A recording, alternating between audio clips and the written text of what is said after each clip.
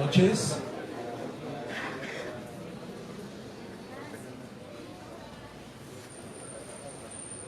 Buenas noches, muchísimas gracias por su asistencia de parte de la Oficina de Egresados del ITESO de la Universidad Jesuita.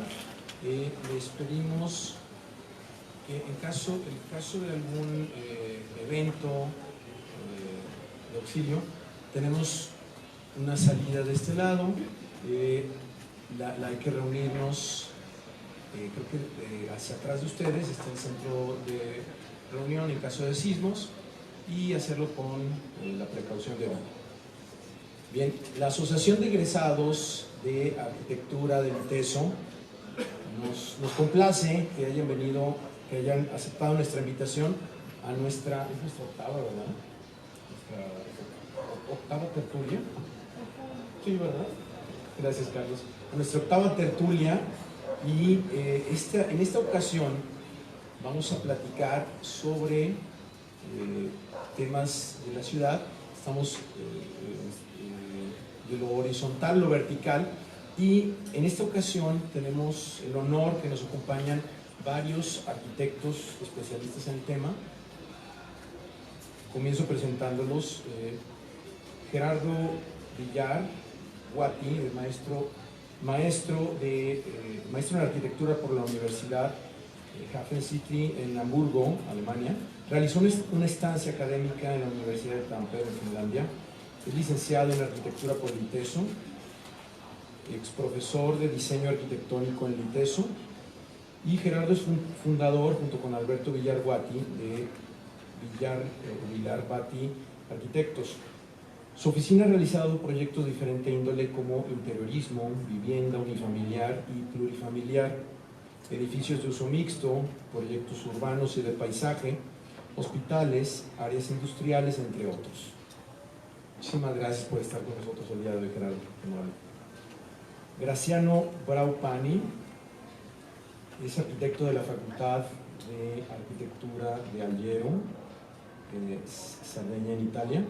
En 2010 cuenta con un máster en Laboratorio de la Vivienda Sostenible en el siglo XXI y en proceso, proyecto y programación por la Escuela Técnica de Arquitectura de Barcelona.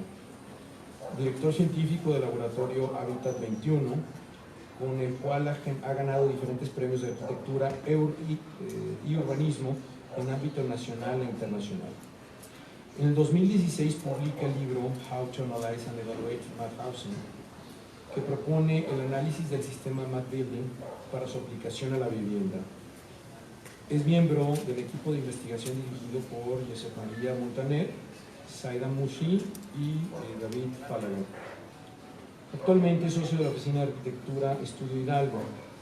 Es profesor de la ESAR, coordinador del curso La Vivienda Colectiva como proyecto urbano y codirector, junto con el maestro en arquitectura Álvaro Berumen Galván, del Diplomado de Diseño de la Vivienda Colectiva Contemporánea.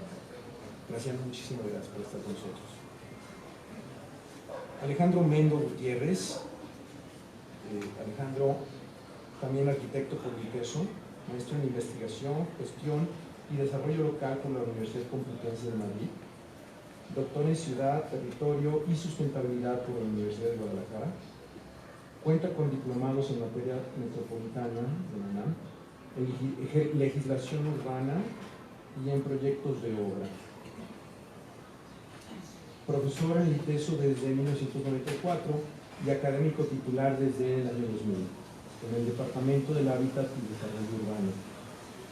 Forma parte del cuerpo docente del doctorado en Estudios Científicos Sociales y de los posgrados en Sustentabilidad, para los que imparte diversas asignaturas, además de dirigir tesis. En el 2018 la Junta de Gobierno del ITESO lo distinguió como profesor numerario. Fue miembro fundador del Observatorio Metropolitano de Guadalajara y del Observatorio Urbano de la región Centro-Occidente, y el primer presidente electo del Consejo Ciudadano del Área Metropolitana de Guadalajara. Es integrante de la Federación Iberoamericana de Urbanistas, de Forópolis AC y de la Sociedad Mexicana de Estudios de la Ciudad, del Territorio y Sustentabilidad. Semanalmente emite su opinión sobre asuntos urbanos locales en Radio Metrópoli. Muchísimas gracias, Alcalde, por estar con nosotros. Luis Aldrete, de Guadalajara, México, 1971. Estudió arquitectura en el ITESO y en la Ibero, la Universidad Iberoamericana de México, del 96 al 99. Del 96 al 99 realiza estudios de doctorado en la Escuela Tecnológica de Arquitectura de Barcelona, haciendo prácticas profesionales en Barcelona y en Mallorca. A partir del 2000 ha sido profesor de proyectos y teoría en el ITESO y en el TEC de Monterrey. En 2007 funda Luis Aldrete Arquitectos, donde consigue establecer un espacio de reflexión, creación, transformación e investigación sobre la arquitectura y la ciudad. El trabajo realizado abarca desde instalaciones artísticas a proyectos de escalas territoriales. Muchísimas gracias por estar con nosotros. Igor Iván Ojeda realizó sus estudios de arquitectura en el ITESO y en la Universidad Católica de Córdoba, en Argentina. En 2005 obtiene el título de maestro en arquitectura y cultura urbana por el Centro de Cultura Contemporánea de Barcelona y la Universidad Politécnica de Cataluña. Ha colaborado en proyectos y concursos profesionales y académicos de diversas escalas en México, Italia y Nueva York. En el 2003 cofunda Cuatro Arquitectura, oficina enfocada al desarrollo de proyectos arquitectónicos, desarrollando proyectos en los ámbitos habitacional, cultural y espacios educativos. Desde 2006 es profesor de cátedra en la Escuela de Arquitectura del TEC de Monterrey, Campus Guadalajara. Ha publicado revistas de arquitectura a nivel nacional e internacional y actualmente es director del Departamento de Arquitectura Región Occidente del Instituto Tecnológico de Monterrey. Igual, muchísimas gracias. Un honor tenerlos aquí esta noche.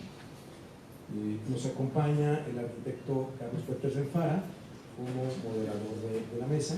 Carlos, muchísimas gracias nuevamente.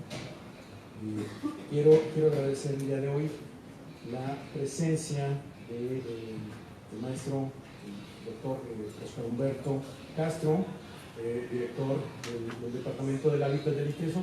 Nos acompaña, como siempre, la Asociación de Egresados y la Academia de ITESO, buscando hacer cosas en común.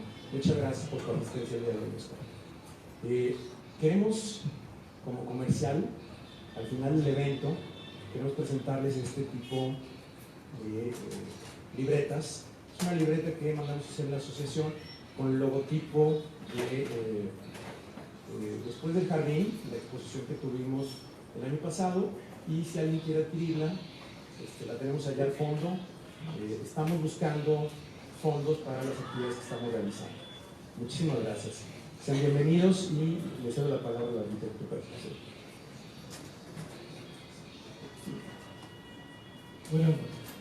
Bueno, hoy, esta semana es una semana muy especial para la escuela. Durante esta semana, hace 50 años, se graduaron los primeros 7 egresados de la escuela. Aquí atrás está Felipe Covarrubias. No lo encuentro. 50 años, son los primeros 50 años se fueron graduando de 2 en 2 a partir del día 3 de marzo.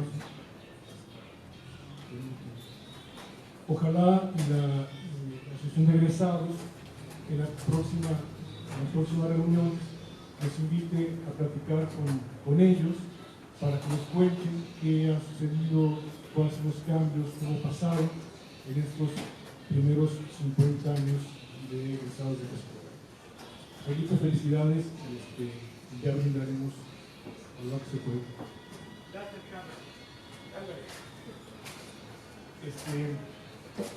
Bueno, la plática de hoy, y según las preguntas que nos hicieron favor de mandar a todos, el tema que vamos a tratar es lo horizontal o vertical, pero específicamente en lo que se refiere a la vivienda vertical. Esto quiere decir que hay otros temas de edificios verticales que no estarán en este ámbito, que tiene que ver con, como diría Díaz Morales, los edificios de productos, o todo lo que tiene que ver con hotelería o con edificios que tienen que ver con turismo, etc. Vamos a tratar de centrar sobre los edificios verticales. Hace un momento decía, bueno, verticales más de 2 pisos, o qué onda, ¿no? Hay que ir mediante. Entonces, vamos a poner que no se tiene elevador y ya cuenta, ¿no? Tiene elevador de 2 pisos, no, de 5 para arriba. Ese va a ser el ámbito donde vamos a movernos en esta plática. Les recuerdo que se trata de una plática abierta, que todo que quiera intervenir levante la mano. El que diga más que una pregunta como una intervención tiene 2 puntos menos, pero pueden a estas alturas de la cuerda de transformación que nos importan los calificadores. Pero levanten la mano y intervengan así. ¿Dónde? 2 puntos menos y dicen, más que una pregunta como una intervención, 2 puntos.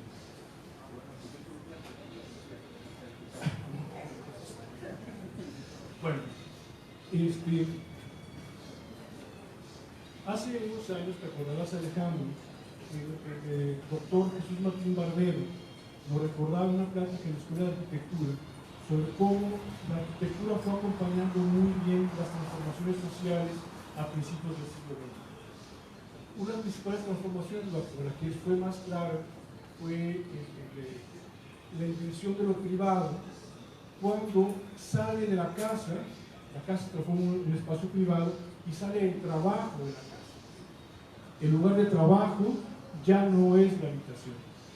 La habitación es una cosa y el trabajo es otra. Lo acompaña de una manera muy clara a través de los edificios de oficinas, a través de las servidumbres que hacen que la casa se separe de la banqueta, como espacio público, un espacio intermedio, y entonces este modo, este cambio en la dinámica sociocultural dentro de la familia lo va acompañando la arquitectura a través de estos nuevos géneros de edificios, etc. Esto que inicia en las ciudades, ¿no? También pronto se van recurriendo a los espacios rurales, donde los talleres dejan de ser parte de la casa y empiezan a ser otros. La primera parte que me gustaría que Graciano interviniera con nosotros es decirle, Graciano, en esta parte de la vida privada, de la vida familiar, de lo que se ofrece la vivienda, ¿cuáles son los grandes cambios que se asoman en el siglo XXI?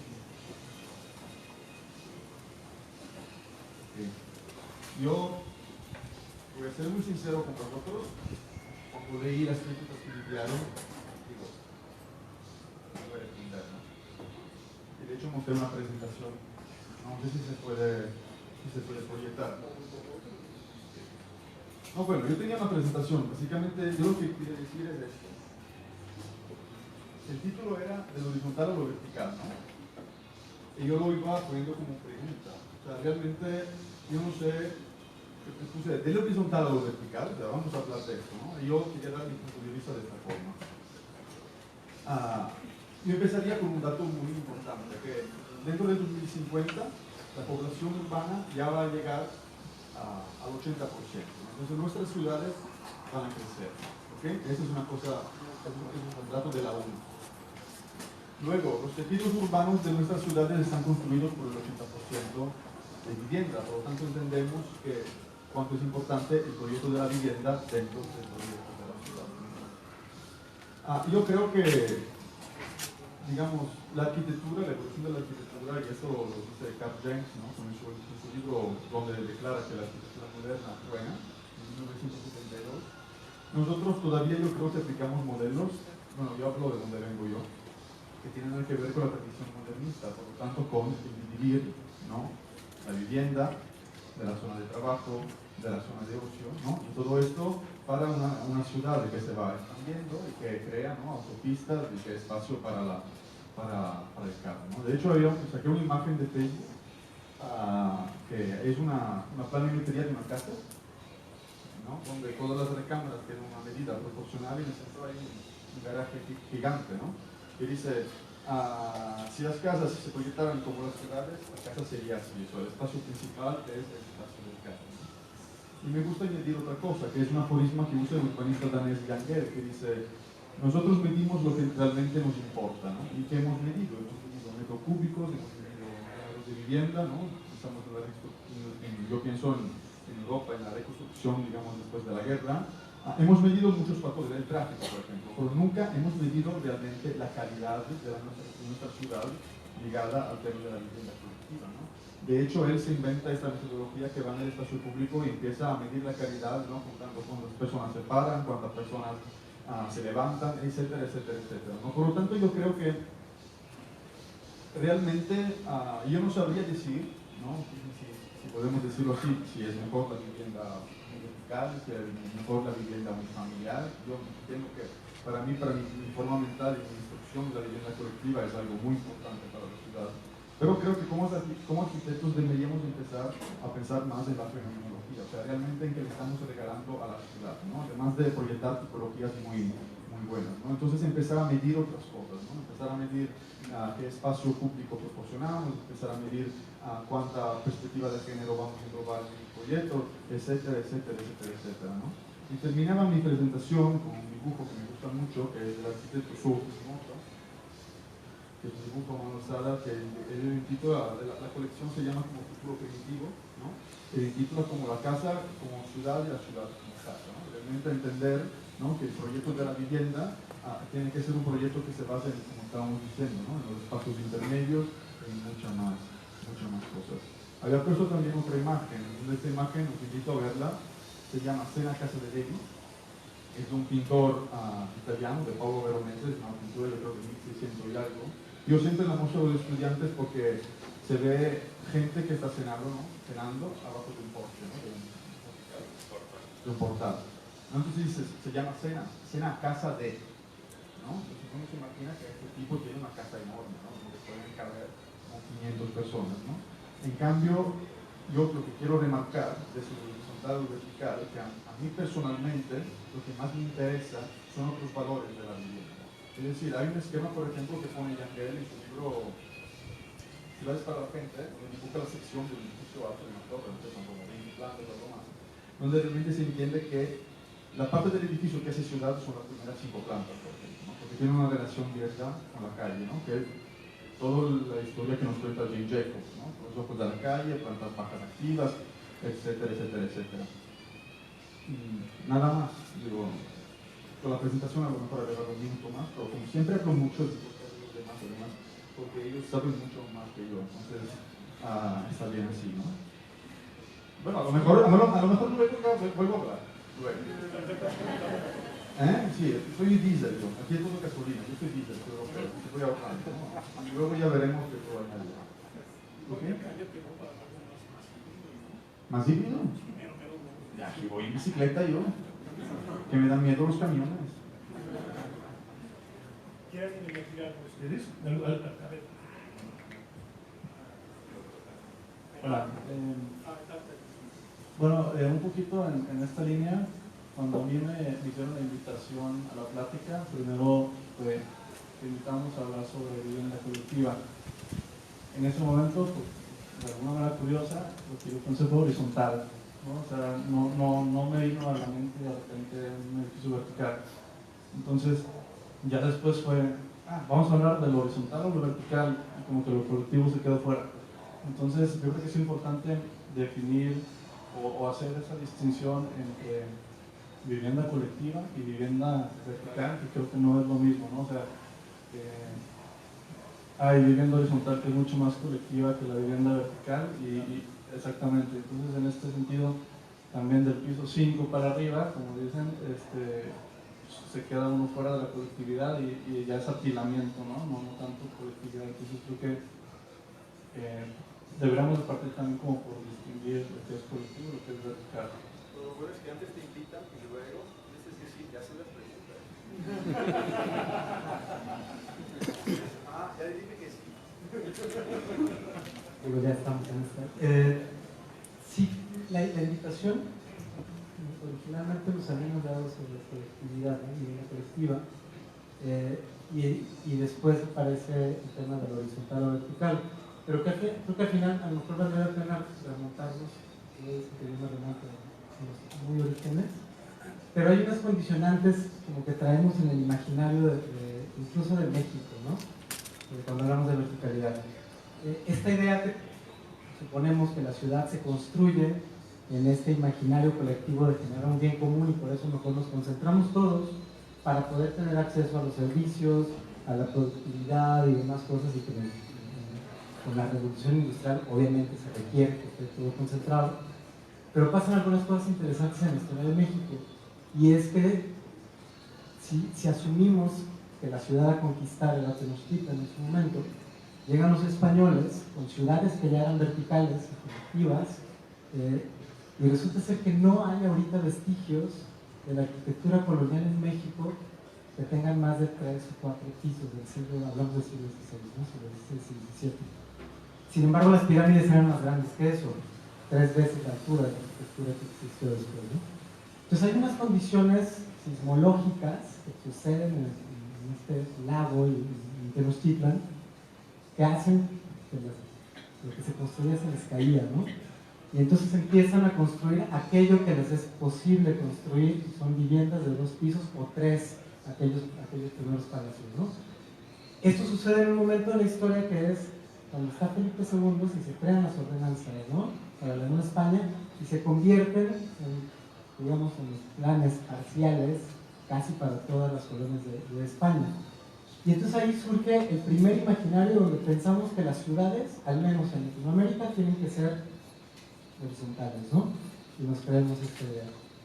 Si me remonto muchos siglos después, creo que en el siglo XX, después de las guerras sobre todo, surge esta otra conciencia que es algo que yo acuso un poquito al movimiento moderno, cuando nos empezamos a cuestionar sobre si le apostamos al bienestar común en busca de la felicidad o le apostamos a la felicidad, esta felicidad que nos venden utilitaria y consumista, ¿no?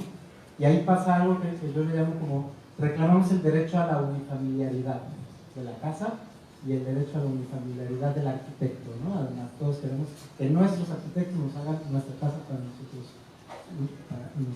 como unidad independiente, ¿no? Y entonces ahí sucede algo bien particular porque es donde construimos una imagen urbana, desde mi forma de verlo, basada en la completa independencia y identidad del resto, ¿no? Lo que está sucediendo ahora, si yo me remonto un poco al tema de que estamos yendo de lo horizontal a lo vertical, es que quizá lo que olvidamos es esta parte del bien común, ¿no? De lo que construimos cotidianamente, que podemos ser diferentes, pero que realmente coexistimos en este espacio. Y lo que yo estoy observando muchísimo en esta verticalidad, sobre todo en Guadalajara, es que seguimos cargando estas herencias, uno, de defender lo horizontal a toda costa, y la unifamiliaridad de la vivienda, pero sobre todo a diferenciarnos de los otros, ¿no? Y en esta diferenciación pareciera que cada elemento vertical que está surgiendo de vivienda tratara al otro como si fuera un pleito a ver quién puede más, ¿no? Luego continuamos. De hecho, el libro de Ballard, I Rise, el condominio, ¿no? Que habla un poco de esto. Es decir, tú puedes tener muchísimas casas unifamiliares, ¿no? Cada uno tiene su jardín, su barco, su perrito, la mujer que siempre tú llegas a trabajar y está perfecta. Abro un paréntesis. Yo digo, con todo respeto de todos los que somos aquí, pero como que somos 6, digo, una mujer o 2 podrían estar, ¿no? Está bien, por cierto paréntesis. Entonces, él hace lo mismo, pero con un edificio vertical. Entonces, este libro cuenta de este edificio, que lo construye este gran arquitecto, es un edificio como de 40 y pico plantas, ¿no? Estilo Torres de Le Corbusier, no hay nada alrededor, es un mega apartamento y la torre más cercana está a 400 metros, ¿no? Y las personas quieren ir a vivir allí porque es el edificio, es el edificio que mola mucho, ¿no? Claramente allí también la gente está distribuida a lo largo de toda la altura según un nivel adquisitivo. Por lo tanto, tú que eres un empleado del banco, estás en las primeras 4 plantas, 5 plantas. Luego hay los cirujanos, los dentistas, y luego en la última planta está el arquitecto, ¿no? Cerca de Dios, porque él crea, tiene una terraza gigante donde su mujer corre con el caballo, ¿eh? ¿Perdón? El arquitecto en México no era el No sé. Este está ahí, muy feliz, muy contento con la mujer que corre con el caballo en medio de los pinos, ¿no? No se sabe. O sea, ni Stefano Boeri ha hecho un edificio tan alto y con tantas plantas como esta, pero es que luego se arma una revolución dentro del edificio, ¿no? Como una revolución social. O sea, realmente aquí yo entendí, porque lo entendí aquí, que el coto puede ser también vertical, o sea, que no es solo horizontal. O sea, también podemos vivir en la torre más chingona, pero sin conocer al vecino, ¿no? Es lo que pasa ahí.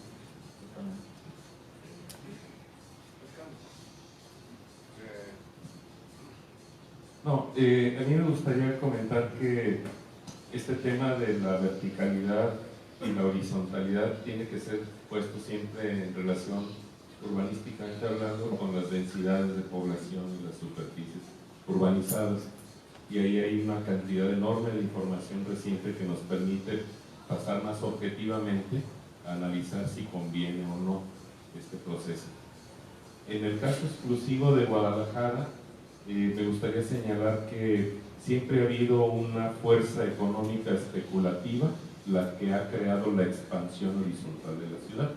En el caso de esta zona donde estamos, las colonias, el West End y todo, pues fueron inversiones de familias acaudaladas las que llevaron hacia un modelo de vivienda, pero hoy en día esta expansión ya no tiene el carácter de una inversión familiar, patrimonial, sino es una motivación muy fuerte especulativa económica, similar a la que registró Medellín en Colombia en los mejores años del cártel, con una verticalización impresionante que es muy similar a la que estamos viendo aquí, que para mí se explica por la industria de lavado de dinero y todo lo parecido.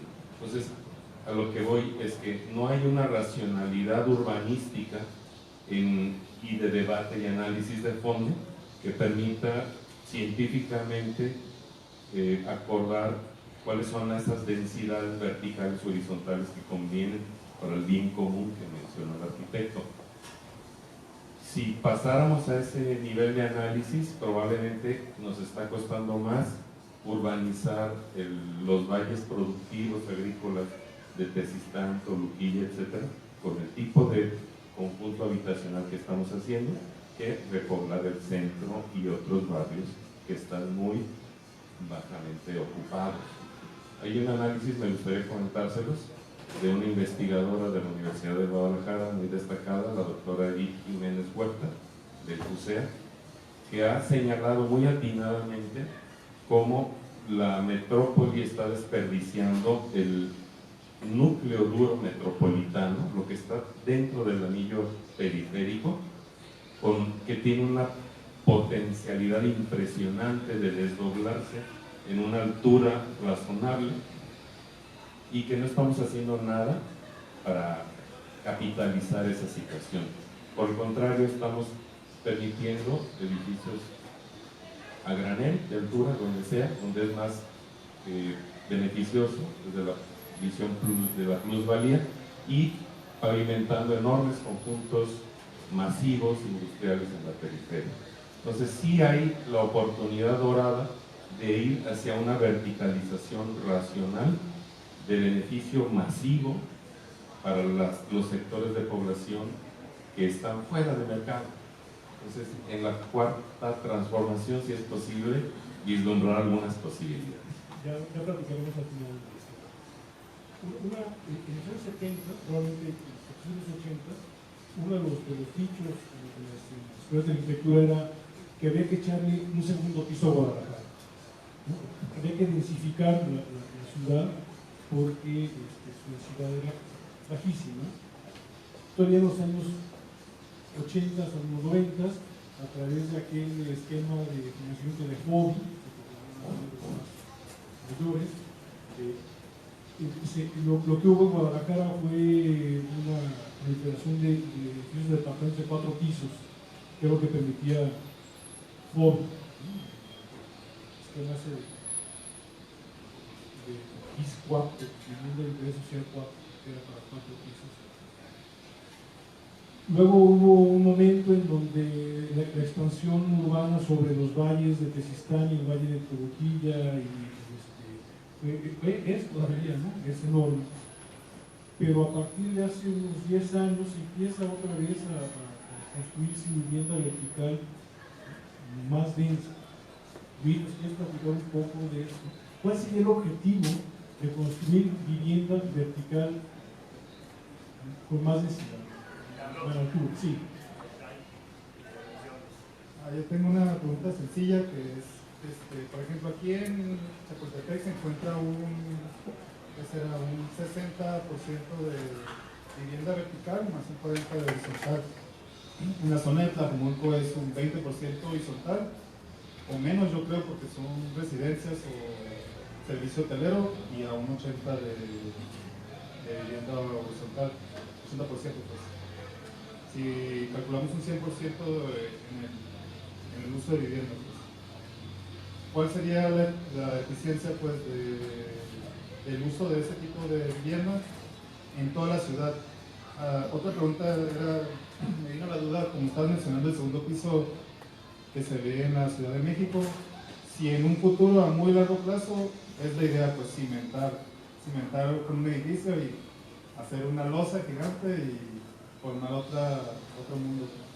Perdón, te llevo a la conclusión, no se trataba de los segundos pisos del periférico, sino densificar Guadalajara, hacerle más pisos a las casas de Guadalajara, no echarle por arriba viaductos de nada.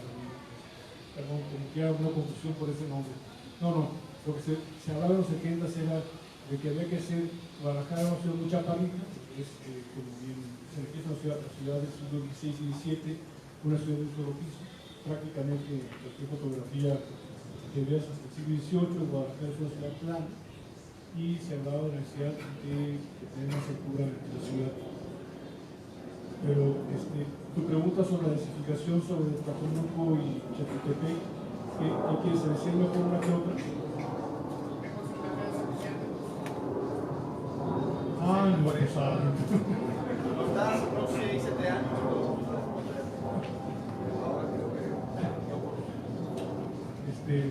Sí, creo que Erika, ¿trajiste la bola de cristal para hacer aquí algunas eliminaciones? ¿No?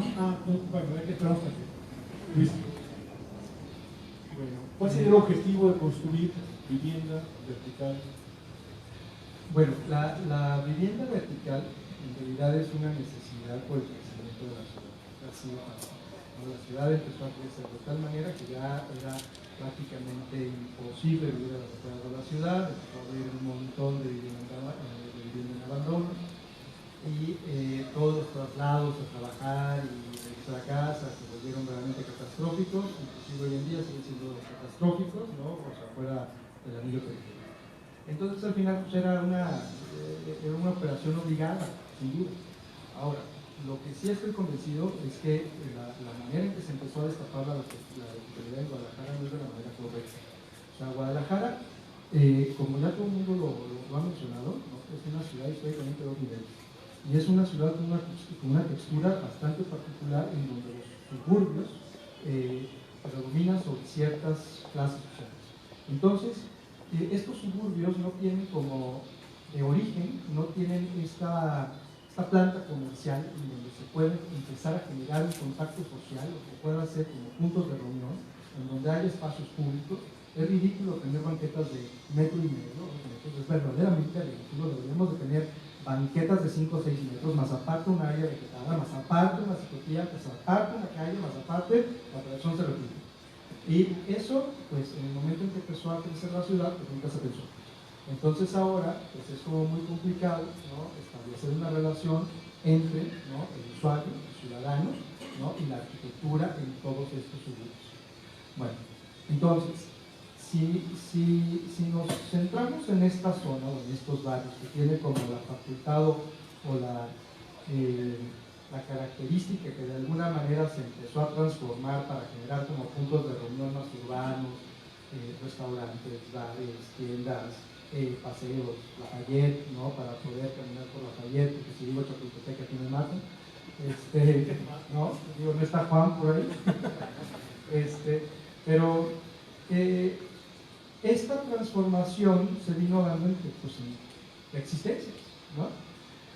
Y de pronto, ¿no? Se empezó a densificar con cierto tipo de mercado, ¿no? O sea, un mercado joven, ¿no? Con un poder adquisitivo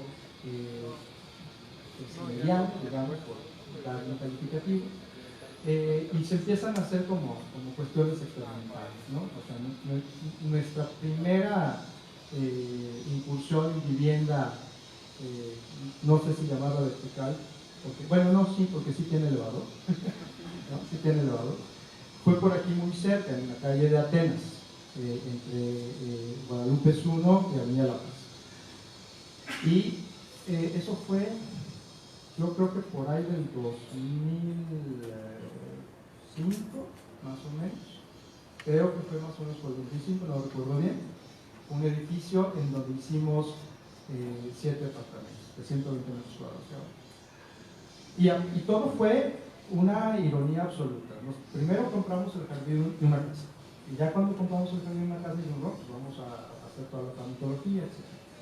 Entonces, cuando sale el uso del suelo, nos dieron autorización para hacer 9 viviendas.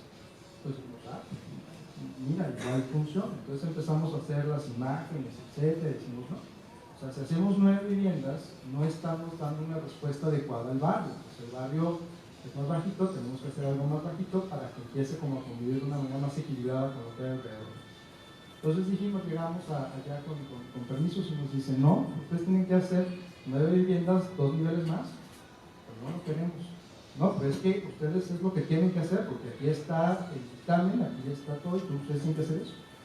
Para no hacer el cuento más largo, tuvimos que retrasar el proyecto 6 meses más para hacer toda esta tramitología, para no hacer 2 pisos más. O sea, completamente ridículo y absurdo. Y lo peor de todo es que nos fue fatal, porque fue, nosotros fue, digamos, como nuestra primera acción como desarrolladores, nos pusimos la cachucha de empresarios y nos fue muy mal.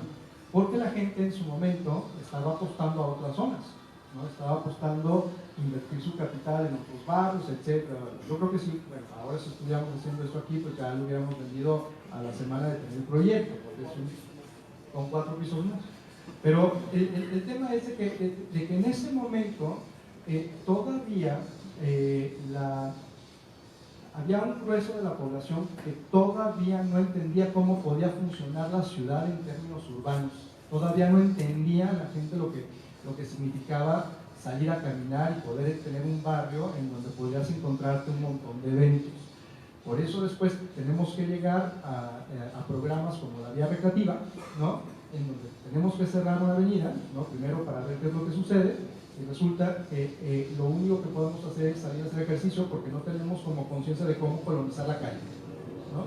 O sea, de cómo realmente que puedan empezar a aparecer como ciertas actividades distintas, pero la gente no tiene ya como este recuerdo de cómo usar la calle y entonces sale a hacer ejercicio y andar en bicicleta, que no está mal, pero finalmente eso es un claro síntoma, ¿no? De lo que sucede.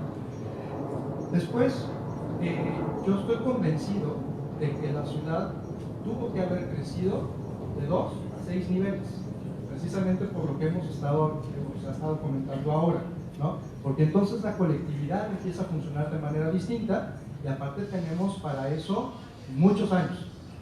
Y eventualmente ya después se verá si realmente vale la pena crecer más o no.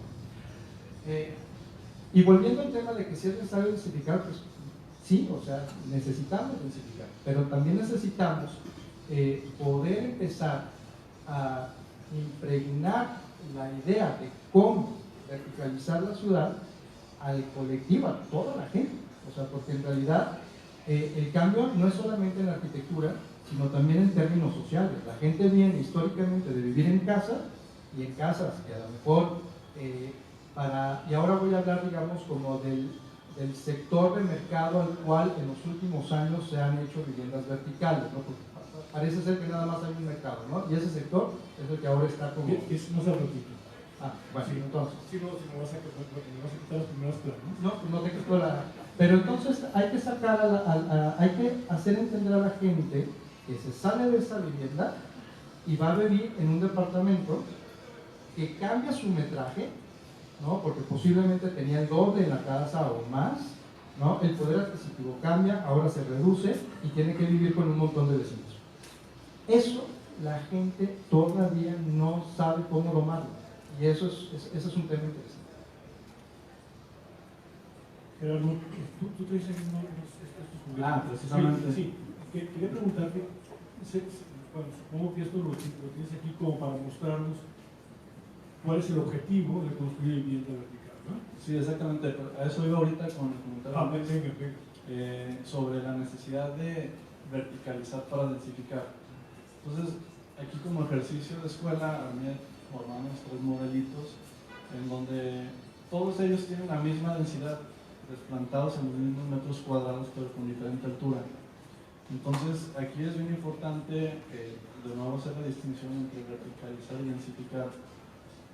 El fenómeno que está pasando en Guadalajara, que sucedió en los últimos 10, 15 años, es que perdimos habitantes, ¿no? Les estamos dejando ir habitantes, por alguna razón. Yo hacía la analogía como con un hotel.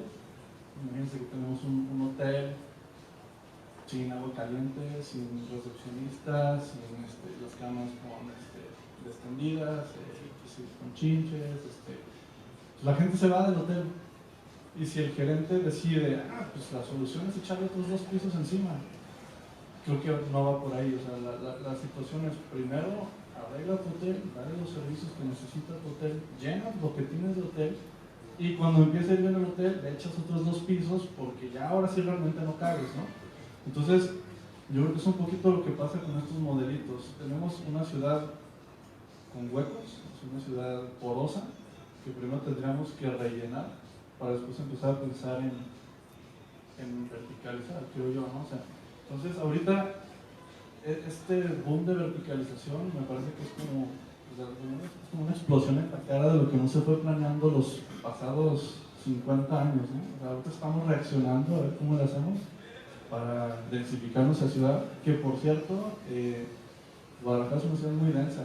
Si uno ve los habitantes por hectárea, son iguales a los de Nueva York, y pues no le cae a uno cómo y de dónde consigo yo tanta densidad ahí, ¿no?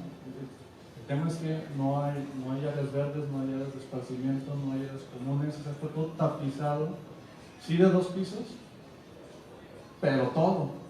Y por ahí tenemos unas imágenes, a ver si lo pueden dar para adelante. Es un tapete de 2 pisos, ¿a que sí? Por ejemplo, ahí, ¿no? Tenemos un vertical, pero todo lo demás. Sí, este es el hotel. ¿Otro más? Menos. Bueno, ahí estoy hablando también de las áreas verdes, ¿no? Del porcentaje de áreas verdes que tenemos. Entonces, yo creo que en San Luis tendríamos que reaccionar a la necesidad de una manera planeada, de una manera, mira, esto es lo que me refiero, ¿no? No cabe un alfiler ahí, pues aunque son 2 niveles o 3, no cabe más allá. Entonces lo que yo creo es que sí se tendría que hacer dentro de los planos urbanos, no nada más autorizar más metros cuadrados construibles dentro de un lote, y ahora tenemos el COS, el CUS y el ICUS.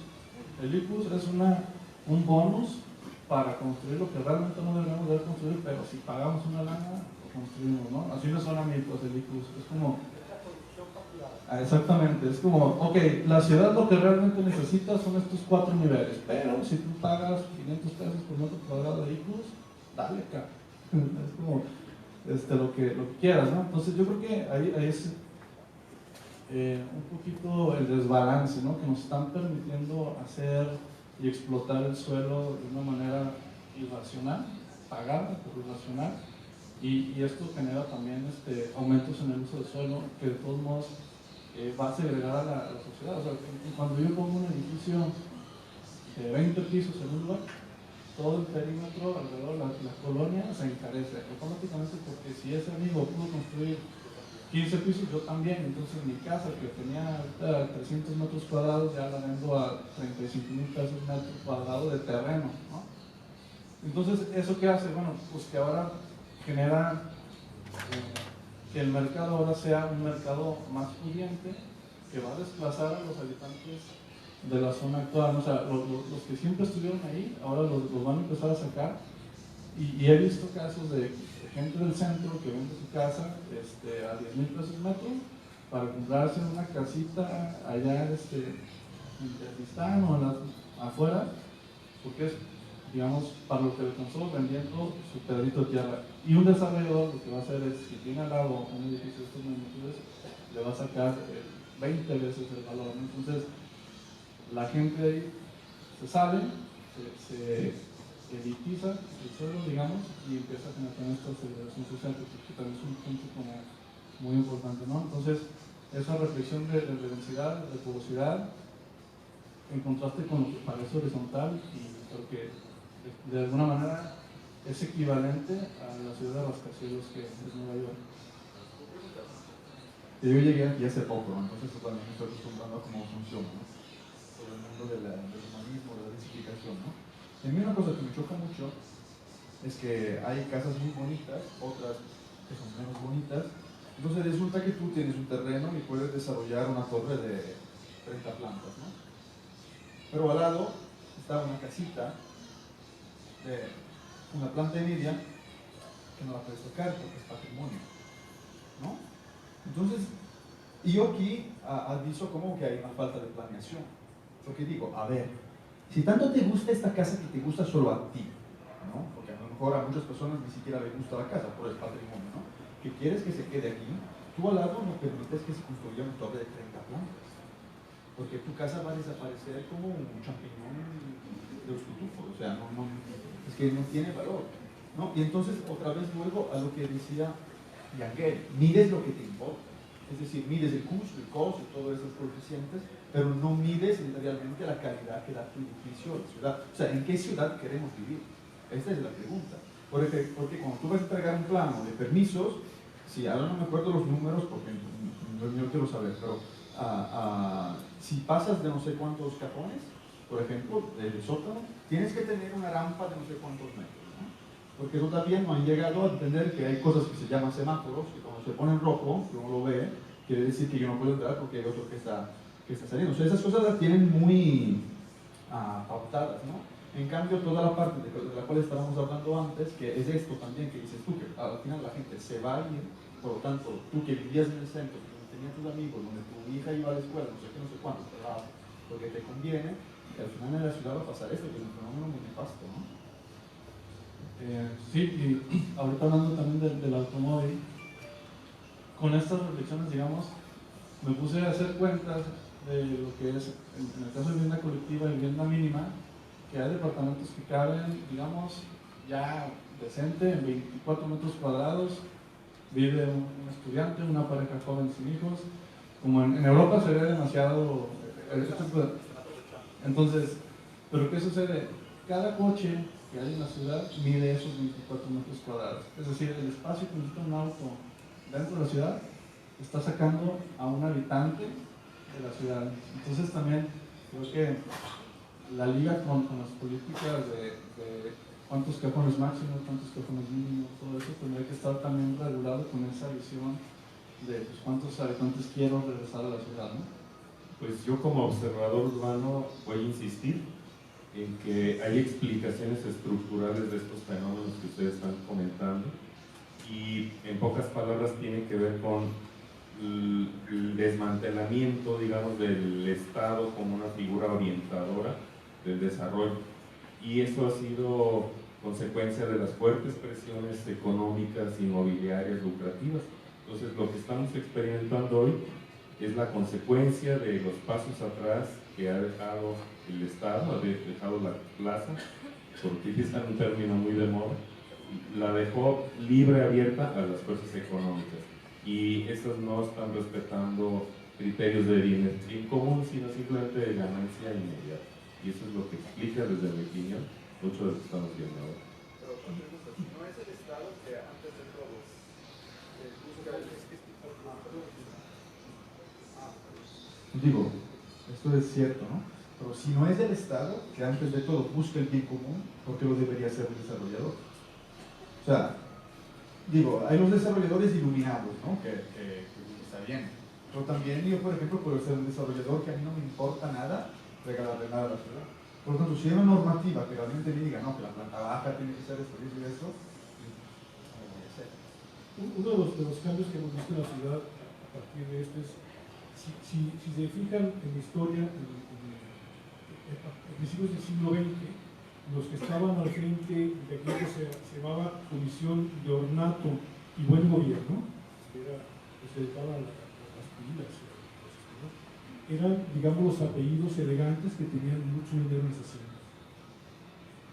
En la primera mitad del siglo XX, quienes toman el mando urbano son los que vienen de las universidades, los abogados, los ingenieros, los arquitectos, y son, digamos, una forma racional de entender la ciudad a partir de una serie de esquemas, etcétera, que son, digamos, los positivistas urbanos. Pero ahora, dice Alejandro Mendo, ¿quién tiene la ciudad? El TAE, los especuladores urbanos, el gran dinero, el gran capital. ¿Quién tiene la ciudad? ¿Quién es el que al final de cuentas dice? Porque bueno, tampoco los ingenieros y los arquitectos nos preguntaron cómo queríamos vivir, ¿verdad? Ellos supusieron que queríamos vivir una ciudad como la quisieron. Nunca fue consultado así en términos, digamos, de decir, oigan, ¿ustedes cómo quieren vivir Guadalajara? No es una ciudad como la que queremos. No, porque no está así. Y ahora la pregunta es, ¿quién tiene la ciudad? ¿Quién la tiene? O bueno, para que Luis ya pueda decir su última palabra, ¿cómo será nuestro futuro si seguimos con este asunto de la ciudad? Es lo que tú querías pensar para adelante, Serafín. A ver, la pregunta de quién decide, ¿no?, los temas en la ciudad, pues es el dinero. O sea, finalmente es el dinero. Es increíble, pero y aparte, bueno, aquí yo me gustaría como hacer una división de dos cosas.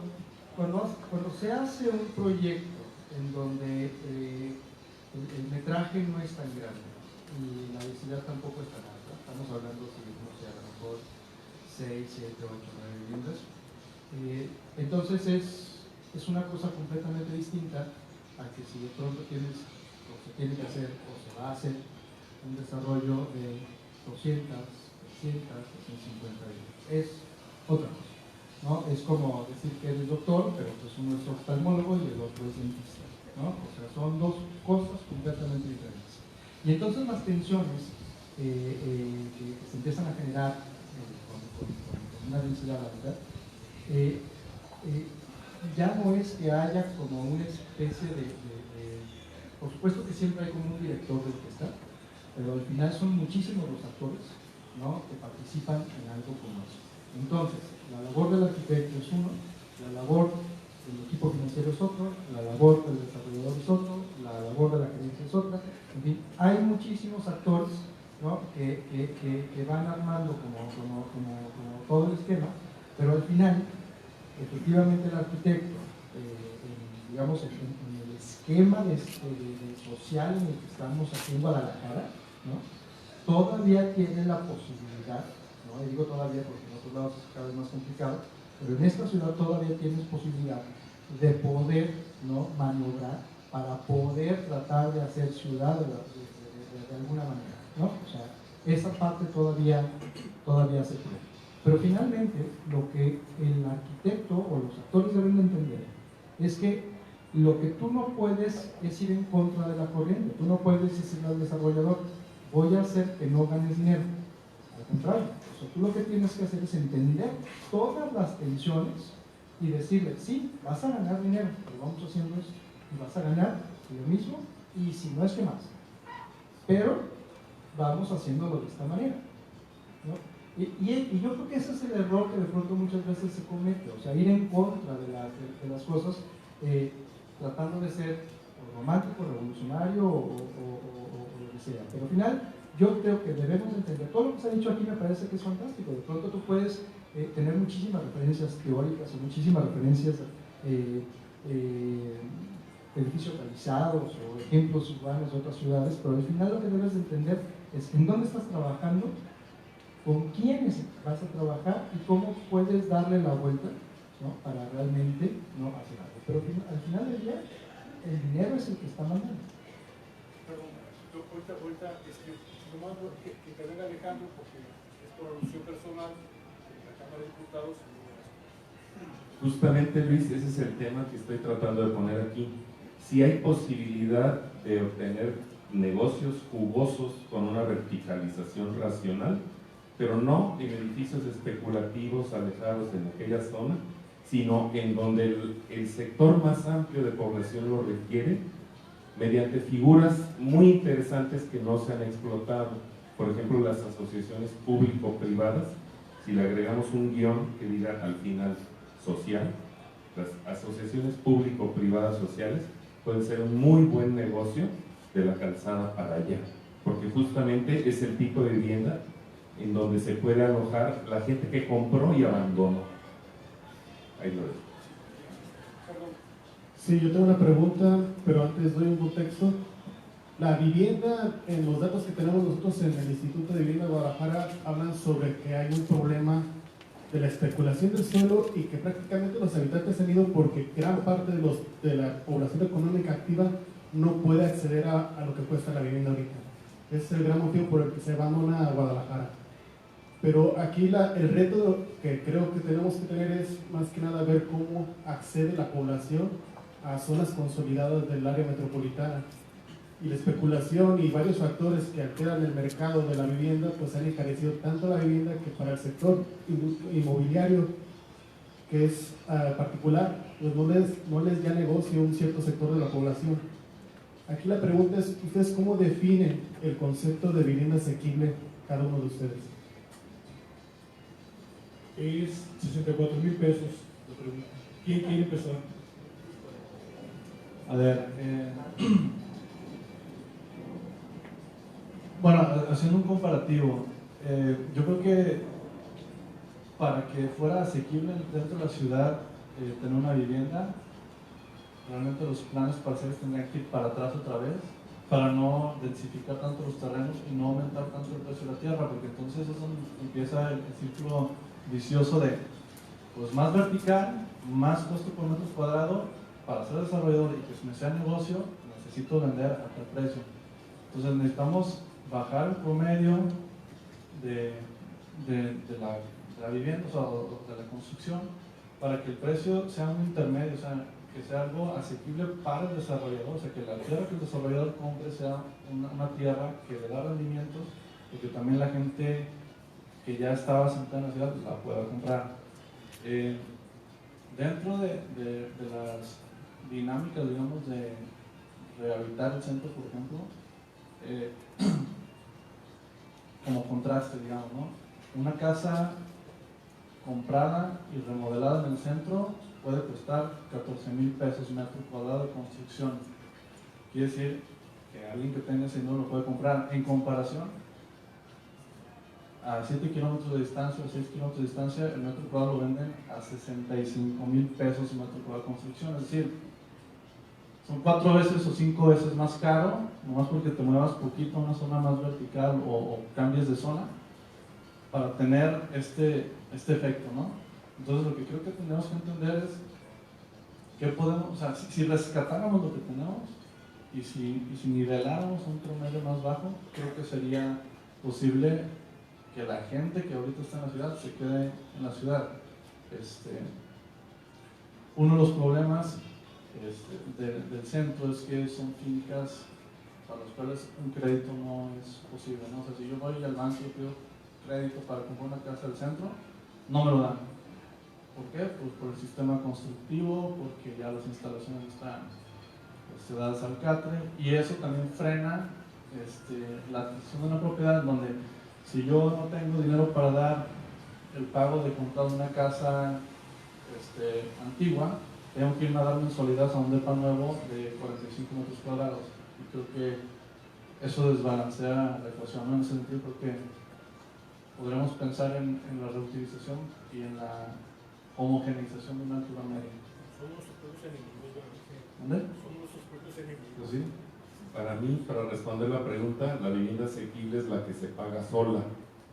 Pensando en la calzada hacia el oriente, se puede hacer operaciones de renovación urbanística en donde a los vecinos se les compre al precio comercial y todos los niveles a construir excedentes pagan la operación, mejorando una intervención urbanística impresionante. Eso lo tenemos ya financieramente a punto de presentar al IMUBI y al Instituto Jalisciense de la Vivienda. Sí se puede hacer eso, pero debe ser mediante una figura tipo asociación público-privada social, donde el atractivo económico es igual que el de los tenedores de bonos del aeropuerto de Texcoco, pero no es especulativo ya, es aquí. La gente está dispuesta a pagar.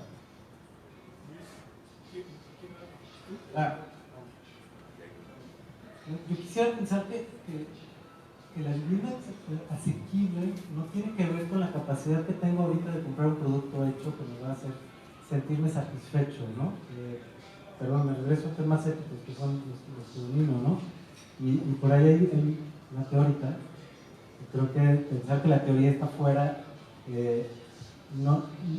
con eso no se vale justificarnos, ¿no? Para decir que la realidad puede ser dura.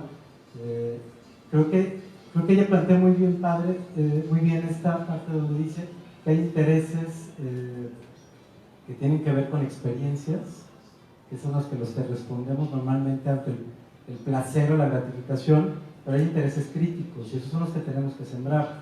Cuando hablamos de arquitectura, me gustaría hablar de esto en la educación, es donde tendríamos que sembrar estos intereses que me hacen comportarme pensando en efectivamente el bien común, ¿no? Volviendo a estos temas quizá un poco idealistas.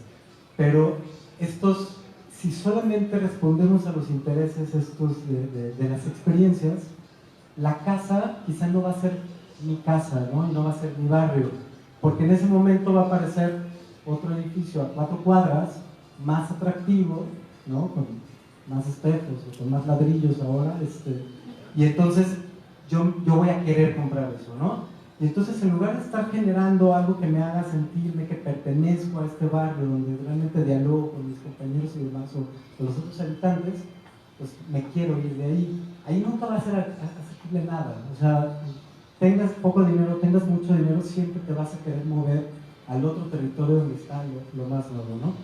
Entonces, si pensar en asequible, lo que tendríamos que, y ahí sí es una chamba que nos toca a todos, es de qué manera la arquitectura, ya asumiéndolo como arquitecto, nos hace pensar en perspectiva, pero es la perspectiva donde es asequible esto, porque lo que me cueste y que me va a echar un crédito de 15 años, me va a asegurar que en 15 años yo me sienta bien estando aquí con los que estoy, ¿no? Y eso sí no es una chamba fácil, pero por un lado sí somos responsables los arquitectos de efectivamente crear estas plantas que nos conecten con el resto, con materialidad y con acabados que más que espectaculares duren, ¿no? Y pensar también a lo mejor en cuestiones arquitectónicas y de diseño que nos hagan otra vez repensar en lo fenomenológico, que está bien de repente mojarse para irme de donde llegué del camión o de donde me estacioné hasta la puerta de donde vivo sin tener que pasar por todo techado, aire acondicionado y demás cosas. Y entonces a lo mejor ahí podríamos replantear algunos costos para seguir viviendo en el contexto en el que estamos y en una permanencia y empoderamiento, como decía, ¿no?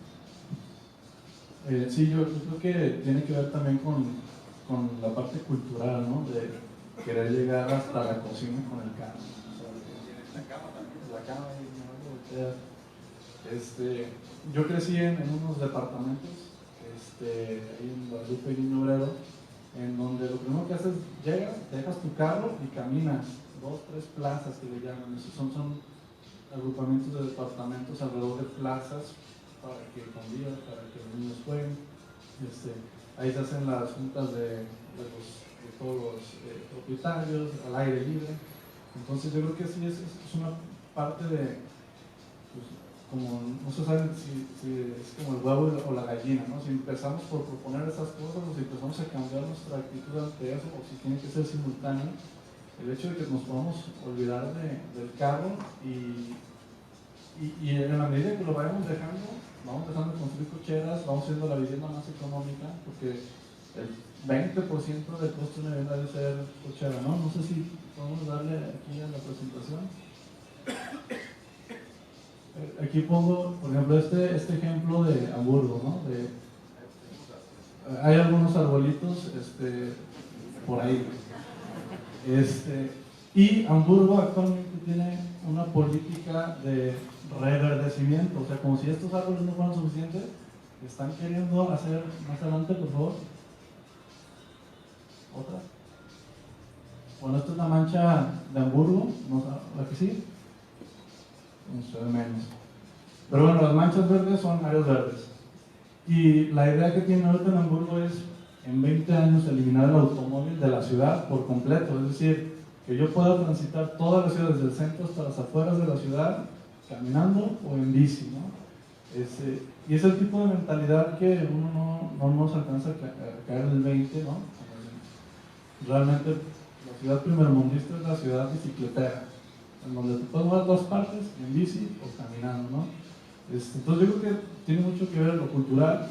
En este sentido también, o sea, la cuestión socioeconómica, seguridad, etcétera, que también es un componente, porque nosotros como arquitectos dijimos, ay, imagínate qué padre tener esta plazoletita de mi espacio común, que se abra a la calle, y que vengan, invitar a la gente, interconectar la ciudad con el interior, pero también hay una realidad social, de seguridad, que también se tiene que cuidar, ¿no? Entonces, no podemos, o sea, podemos promover el cambio, pero no lo vamos a solucionar desde la arquitectura únicamente. Tiene que ser una cuestión sociocultural, una cuestión de mejora de condiciones socioeconómicas para que todo esto funcione, ¿no? Si no, creo que nos vamos a quedar a la mitad. O sea, a nosotros nos pasa en la oficina que ya vamos por la tercera barda que ponemos porque no hay el respeto hacia la propiedad del otro como para, o sea, mucho tiempo digo, que vengan, que se sienten aquí, los tienen aquí, pero no nomás se sientan, ¿no? O sea, hacen de todo en el área que se les cede a la ciudad. Y entonces llega un momento en que uno se enfrenta con este dilema de o me abro a la ciudad, o soporto todo lo que todos los días me hace la ciudad, ¿no? Entonces creo que tiene que haber ahí un... Por aquí, ¿puedo decir una cosa? sí, perdón. Buenas noches. Antes de nada, felicitarlos por el foro. Me preocupa un poco lo que escucho. Yo soy arquitecto desde hace 22 años. He estado en la academia, he estado en trabajo físico, pero me preocupa mucho no escuchar un tema de temporalidad y que estamos diseñando un organismo vivo. Las ciudades se mueven, las ciudades adoptan características por mercado, por consumo, por adaptabilidad, por seguridad, pero no estamos planeando nada, señores. Estamos planeando a corto plazo. Estamos diseñando espacios a 2 años, a 3 años, a que se venda mi desarrollo. Estuve en el doctorado que tú estuviste, ¿no? Y yo analicé el tema del riesgo y gestionamos el riesgo. Lo que preocupa en las ciudades es que se hacen modelos de ciudad tan a corto plazo que esos temas que son exitosos a los 5 años ya no lo son. Entonces, lo que me preocupa de nosotros los planeadores es que diseñamos tan a corto plazo que al final vemos una torre de 14 pisos que está vacía y la plaza comercial está vacía y podemos ahorita pasar al restaurante y están solos, pero vemos que la dinámica social está cambiando tan rápido que antes las ciudades se estancaban en 40 años de desarrollo y luego fueron 20 años de desarrollo. Ahorita la ciudad cambia día a día. Escucho que de la calzada para allá tiene Guadalajara un dinamismo totalmente diferente al poniente de Guadalajara. Y la invitación es que nosotros como planeadores pongamos la ruta, lejos de una especulación, porque nosotros podemos generar el negocio, pero regido precisamente por la gente que nosotros tenemos la confianza como académicos, como profesionistas. Para terminar, tengo gente y clientes de 20 años que vivían en colinas de San Javier y tenían casas de quizás 1 hectárea y la gente ya no quiere vivir allí. porque obviamente tiene sus jardines muy amplios. Ahora quieren vivir en un departamento porque se van a viajar por Europa. Y eso me lleva a pensar que nosotros como arquitectos tenemos que empezar a diseñar para la temporalidad del uso. ¿Por qué? Porque cambia. En vez de vivir en una casa grande, Chihuahua, vivo en un departamento de 2 pisos o vivo en un departamento de 2 cuartos. Y ahorita la dinámica es vivir en un departamento de un solo cuarto. ¿Por qué? Porque me la paso viajando. Entonces, esa dinámica de funcionalidad creo que es la que nosotros como arquitectos tenemos que adaptar y gestionar modelos actuales que cambian día a día. Me gustaría comentar algo acerca de lo que acaban de mencionar. No, yo voy a responder el tema de los equipos. Okay. Justo con lo que acabas de mencionar, me parece que hay como varios matices que son muy interesantes de entender. El primero, de esta temporalidad de la que hablas, ¿no? Es para un sector de la población muy pequeño, pero sin embargo, hay otro sector de la población, ¿no? Económicamente activa, mucho más joven, digamos, es esta generación de millennials que ya tienen como un poder adquisitivo, ya tienen un trabajo constante, que están modificando, ¿no? El modelo también de negocio de vivienda, ¿no? ¿Por qué razón? Porque precisamente son personas que viajan más, son personas que hay un índice de matrimonio mucho más bajo, ¿no? A de generaciones pasadas, hay un índice de natalidad mucho más bajo si es que tienen hijos, porque muchos de ellos no lo tienen, y entonces ellos, o hay un porcentaje muy alto que prefiere rentar que comprar, ¿no? Dice, pues ¿para qué voy a comprar, ¿no? Si yo lo que quiero, yo no sé dónde voy a estar en 6 meses. Inclusive, y eso cambia el modelo de negocio por completo, ¿no? Y eso genera oportunidades precisamente en términos de planeación, ¿no? O sea, y la especulación es tremenda, pero hablando de cómo podemos armar ciudad y cómo podemos rediseñar las plantas bajas, que finalmente es lo que empieza a hacer cohesión, ¿no? Social en una ciudad.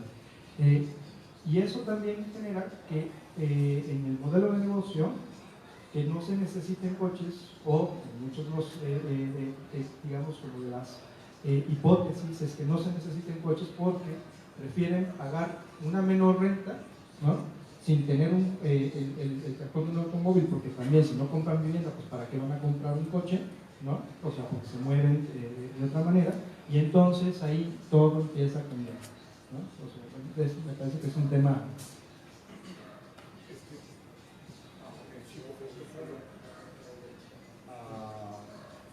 Si vas a decir sobre El tema de la asequible. sí.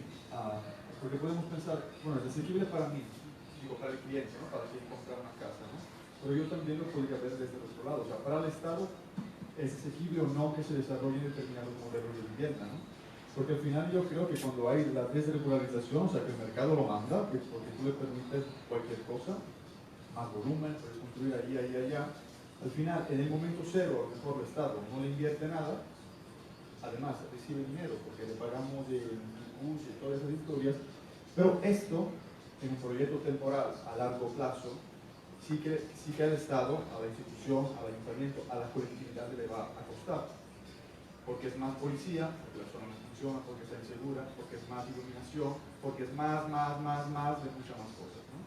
Entonces, se entiende que justamente es esto, o sea, no ir en contra del mercado, o sea, entender cuál es la dinámica para volverla a nuestro favor, pero también entender a largo plazo uno, o sea, Roma no se construyó en una semana. ¿No? O sea, Roma... ¿Perdón? Ni siquiera él los leyó, pero digo, no, son muchas cosas. Y entonces, sí que hay que hacer todo ese trabajo con el Estado, pero otra vez, el tema de las políticas, es decir, yo vengo de vivir 8 años en Barcelona, ¿no? Abro paréntesis. Barcelona, como vosotros sabéis, no sé si habéis ido, si no habéis ido, os aconsejo que vayáis a pasar un fin de semana como mínimo, sin pasar por Estados Unidos. ¿Y qué pasa entonces? ¿No? Que en los últimos años, como el tema de la vivienda no estaba regularizado, ¿no? Hay el fenómeno Airbnb, el gobierno del ayuntamiento no hacía absolutamente nada, Por lo tanto, se verificaron todos esos temas. Cuando se hablaba antes de las viviendas de una superficie muy reducida, yo ya alquilaba, porque yo digo, yo no me voy a quedar en Barcelona toda la vida, ¿no? Entonces resulta que una señora que tiene una bodega en un estacionamiento abajo, una bodega de 8 metros cuadrados, transforma esta bodega de 8 metros cuadrados en un departamento de 6 metros cuadrados y medio útiles, donde en la descripción del anuncio te mete la mesa unipersonal. La mesa unipersonal, o sea, ni siquiera nosotros que dibujamos cosas podemos llegar a ese nivel de perfección, ¿no? Porque entonces, cuando tú abrías la puerta, entonces resulta que detrás de la puerta de entrada a tu casa unipersonal de 5 metros, la mesa se doblaba así. Entonces, estás cenando, te jode que venga tu amigo a visitar y se olvida de poner el plato, ¿no? Porque realmente dentro de la casa no hay, tengo una mesa unipersonal para un plato y un tenedor, ¿no? Es decir, todo eso se desregularizó, por lo tanto la gente hacía lo que le daba la gana y yo el último mes pagaba por una recámara en un piso compartido con 8 personas, pagaba la belleza de 750 euros. Multiplícalo por 22 y ves cuánto viene, ¿no? Y digo, para mí no era asequible, para el gobierno anterior sí que lo era, porque no regularizaba todo ese tema del mercado. Ahora que ha llegado hace unos 4 años a la Colau, otro día vimos el desastre del documental, empezó a poner, a ver, vosotros tenéis responsabilidades, ahora ya está empezando a regularizar. A los fondos, a los bancos, ¿no? En Europa importamos muchas cosas bonitas de Estados Unidos, como las crisis económicas también, ¿no? Y entonces el tema es que se le daba en España mucha facilidad al crédito, por lo tanto la gente empezó a endeudarse, pero hasta no digo dónde, ¿no? Se endeudó mucho. No podían pagar la vivienda, por lo tanto el banco viene, te quita tu vivienda y tú estás en la calle o no sé dónde, ¿no? Entonces lo que pasó que es, realmente estos bancos empezaron a tener tanto miles de viviendas, son bancos, no son desarrolladoras que ni siquiera saben ni cuánta vivienda tienen, ni dónde están, tienen problemas, ¿no? Y por eso que los mismos bancos abren como sociedades dentro del mismo banco para poder gestionar esas cosas. Pero resulta que los bancos las tienen ahí paradas. O sea, tú tienes en calles o edificios, yo recuerdo de un ejemplo en Palencia, en el barrio de Oriols, una señora que vivía allí desde toda la vida, una señora de 80 años, entonces vivía en este edificio que aquí se llama La Torre, con muchas personas, con familias de toda la vida que tuvieron que irse porque al final tuvieron que pagar su deuda con los departamentos. Esos departamentos, la señora sola, empezaron a llenarse de drogadictos, de ocupas, etcétera, porque no había control. O sea, era desde un banco. ¿Y tú qué haces? La señora llama a la policía y la policía dice, es que señora, nosotros no podemos hacer nada porque quien tiene que denunciar es el banco que es el dueño, por tanto no hay ocupación. Por lo tanto ella se quedaba sola en casa, cerrada, ¿no? Entonces fíjate, secuestrado en tu casa, te autosecuestras porque no puedes salir porque no hay esta regularización. Por lo tanto ahora, como se construye vivienda en Barcelona, a tu motor le dicen, ¿quieres que estoy viviendo aquí? Perfecto, el 30% me la das, ¿no? No construye. Tienes edificios vacíos y de propiedad, o los arreglas y los llenas, según como te digo, empiezas a pagar multas, pero multas. Entonces, sí hay que trabajar codo a codo con el desarrollador, porque no es el enemigo, ¿no? No es el enemigo, de hecho podría ser un muy buen amigo, pero también el Estado, la institución, tiene que tomar sus responsabilidades, porque por lo mucho que el desarrollador sea muy bueno, que nosotros seamos muy buenos, que seamos abiertos de mentalidad, en planta baja, en ojos de la calle, un millón de horas pasadas de leer Green Records, si el Estado no dice nada, adiós. Alejandro, platícanos un poco sobre la sustentabilidad de la vivienda vertical en los términos en que estás proponiendo en este asunto de social, gubernamental. No quiero quemar anticipadamente mis cartuchos, pero estamos pensando en que sí es posible construir un tipo de vivienda vertical de interés social sustentable, o sea, BIS, WISS, que se paga sola, es decir, equipada con ecotecnias y todo lo demás, con la poderosísima fuerza de lo que se llama la constructora Puebla. Es decir, sí es posible lograr un mecanismo de financiamiento donde los inversionistas obtengan la ganancia razonable esperada, pero donde los compradores y los otros coinversionistas ya propietarios el predio o los predios que se conjunten puedan seguir viviendo ahí en lo que se llama gentrificación positiva. Sí se puede mantener a la gente ahí, y de hecho estas señoras de 80 años pueden tener viviendo arriba y abajo a sus hijos, nietos y todo lo demás, toda la familia. Y mencioné a la constructora Pueblo porque ellos mismos hacen unos impresionantes esfuerzos de ahorro y de inversión familiar y remesas y todo, con tal de vivir juntos en un mejor entorno, en un modelo de vivienda distinto, de bajo nivel económico, pero equipado con lo que ahora llamamos sustentabilidad, ecotecnia. Vamos a empezar a cerrar. Pues, algunas cosas que me gustaría puntualizar. Tu experiencia tú tienes mucha experiencia construyendo vivienda vertical en Guadalajara. O sea, de aquí, por lo menos lo que yo conozco es el que más experiencia tiene. Dos cosas me gustaría que dijeras. ¿Cuál es el usuario en el que estás pensando? Has hablado mucho de los millennials, has hablado mucho de nuevas formas de vida, nuevas conformaciones del asunto. Sé que en algunos de los beneficios tuyos, muchos de los servicios que antes participaba en una casa, que tenía una casa, ahora son servicios comunales, comunes. Por ejemplo, una de las transformaciones más claras que yo veo en las nuevas generaciones es que no quieren ser propietarios, quieren tener acceso a las cosas. Si mientras nosotros queríamos tener todos los discos del mundo, ahora mejor prefieren Spotify. ¿No? Si antes queríamos tener todas las películas que podíamos comprar, ahora mejor Netflix. ¿No? Si antes era mejor tener un coche, Uber me trae. Entonces, el acceso a las cosas parece ser más importante que la propiedad de las cosas. Parece, ¿no? Pero bueno, no estoy haciendo temas. Yo quisiera, Luis, que nos platicaras un poco de quiénes son los usuarios, cuál es el usuario que estás pensando cuando haces estos grandes proyectos de vivienda.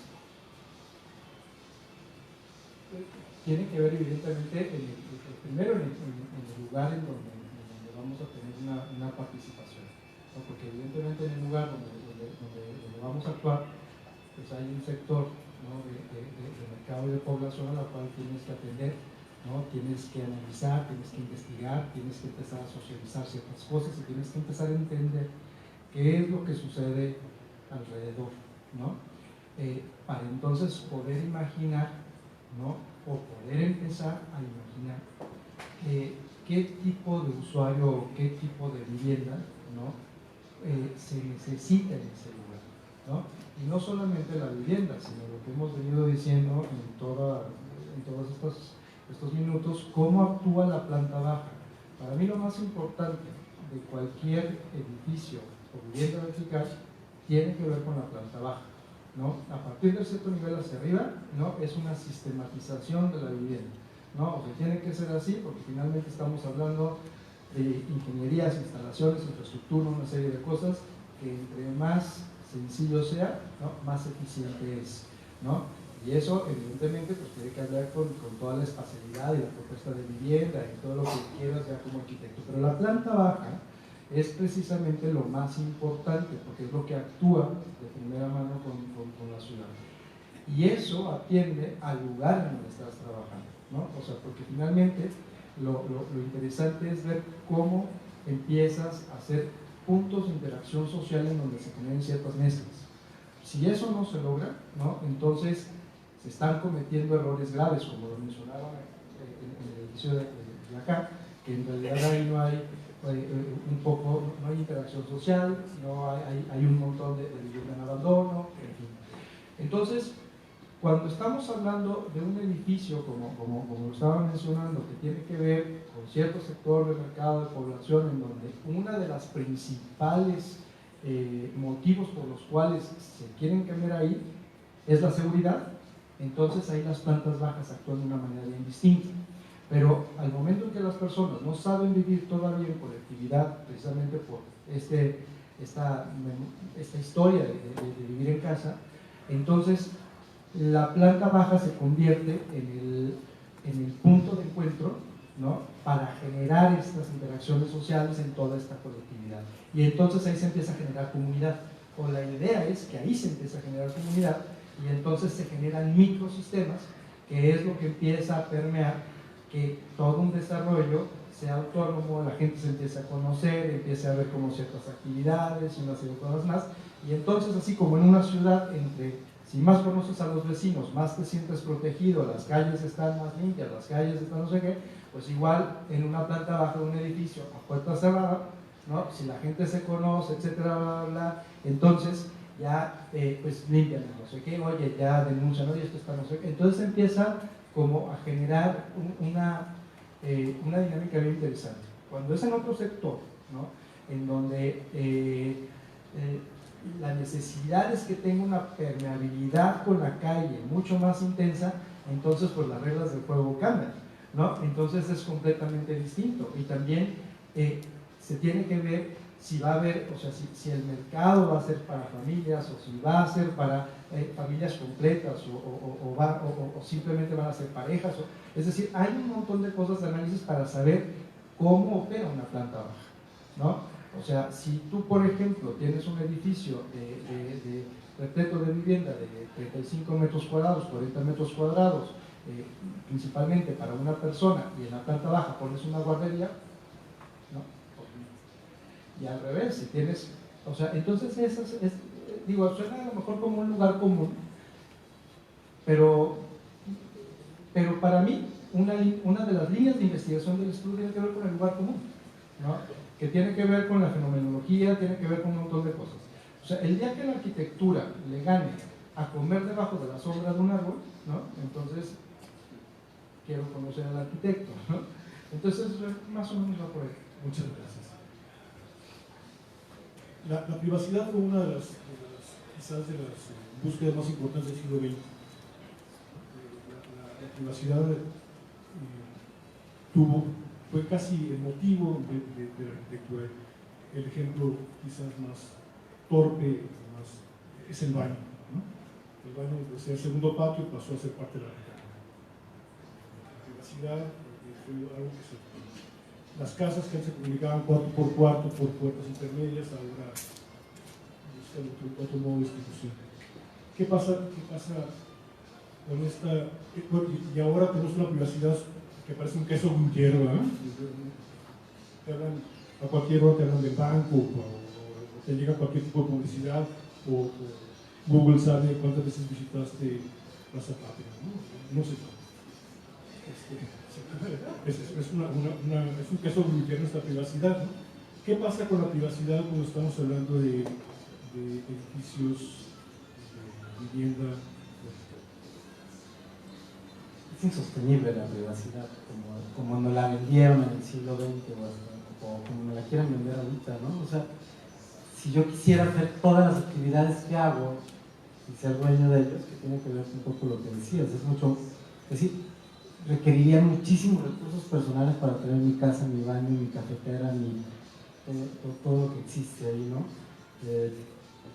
Quizá lo que tendremos que defender es una intimidad sobre las cosas que consideramos esenciales en algunos elementos, pero pensar que las actividades que hacemos cotidianas las debo de tener tan accesibles como se me ocurre ahora querer tener cualquier producto de consumo, ¿no? Queremos ir al súper y tener una cereza en mayo en Guadalajara, ¿no?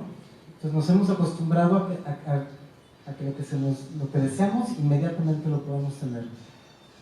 Creo que se pueden tener estas cosas, pero no va a ser en mi unidad de departamento, en un conjunto de vivienda vertical, ¿no? Ahí es donde no solamente es la reglamentación del Estado, sino lo que construimos como ciudad en los programas del espacio público y de los programas públicos que hacemos en nuestros espacios privados, ¿no? O sea, la planta baja, que tanto se ha dicho, de lo que estamos hablando es eso, no se trata de que ahora me voy a un edificio y tengo 8 tipos de amenidades y compartimos ahora hasta coches, ¿no? Hay nuevos modelos donde tienes una biblioteca de utensilios, una biblioteca, 3 coches, una pick-up, un convertible para seguro cómo lo puedes compartir entre los demás. pero seguimos un poco ensimismados en que tenemos acceso a los que pertenecemos a ella.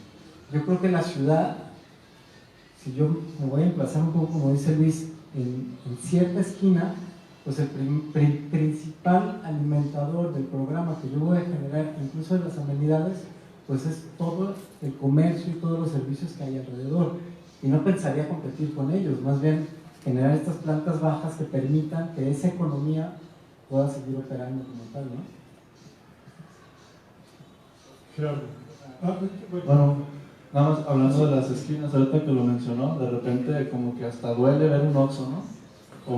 Duele ver un Oxxo o una farmacia Guadalajara en una esquina, ¿no? Pensé en el Oxxo de Berlín. No, o sea, las esquinas que son las piezas, digamos, más valiosas de la ciudad, o que más privacidad o más opciones ofrecen, o a las que más jugo se les podrá sacar, son las menos utilizadas, ¿no? Porque se permite que llegue un edificio de una planta a agandallarse los derechos aéreos de un montón de gente que podría vivir ahí. Yo creo que tendrían que haber, también tomándome de la mano acá de los europeos, que de alguna manera logran planear, responder también a la pregunta de por qué no planeamos a futuro. Yo creo que esta planeación debería ser desarrolladores de la mano del Estado para hacer proyectos forzosos. O sea, no es como que, bueno, aquí está el plan parcial y les doy chance de hacer tanto, ¿no? Debería ser como un plan conjunto, decir, a ver, este terreno, porque se ha logrado en Ciudad Creativa Digital, por ejemplo, se toma un montón de manzanas, se ordenan de alguna manera bien o mal y se desarrollan como gajos de la ciudad completos, ¿no?